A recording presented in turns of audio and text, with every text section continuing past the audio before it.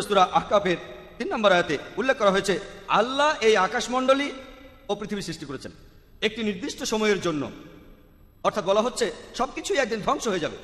আর কোরআনে এই কথা অনেকবার বলা হয়েছে, যেমন পবিত্র কোরআনে সূরা কিয়ামত ৮ নম্বর আয়াত আর ৯ নম্বর আয়াতে বলা হচ্ছে যে চন্দ্র তখন হইয়া পড়িবে জ্যোতিহীন, সূর্য ও চন্দ্রকে একত্রিত করা হইবে যখন বিশ্বজগৎ ধ্বংস হইবে। এরপরে সূরা তাকবীরের ১ থেকে ৩ নম্বর আয়াত এবং ৬ নম্বর আয়াতে উল্লেখ করা হয়েছে যে সূর্য তখন নিষ্প্রভ হইবে, নক্ষত্ররাজি খসিয়া পড়িবে, সমুদ্র তখন স্থিত হইবে, পর্বত সমূহকে চলমান করা হইবে। পবিত্র কোরআনে সূরা ইনফিতারের ১ নম্বর আয়াত থেকে ৩ নম্বর আয়াতে বলা হচ্ছে যে আকাশ তখন বিদীর্ণ হইবে, নক্ষত্র খসিয়া পড়িবে, পর্বতমালা ভাঙিয়া পড়িবে, পৃথিবী ধ্বংসের অনেকগুলো নিদর্শনের কথা বলা আছে। পবিত্র কোরআনের আয়াতে এই কথাগুলো বলা হয়েছে, এগুলোকে বিজ্ঞান এখন প্রমাণ করতে পারেনি। যেভাবে আমি প্রথম দিনের সূচনা করিয়াছিলাম সেইভাবে পুনরায় সৃষ্টি করিব। তাহলে কোরআন বলছে যে আবার নতুন করে সবকিছু সৃষ্টি হবে পৃথিবী ধ্বংস হওয়ার পর।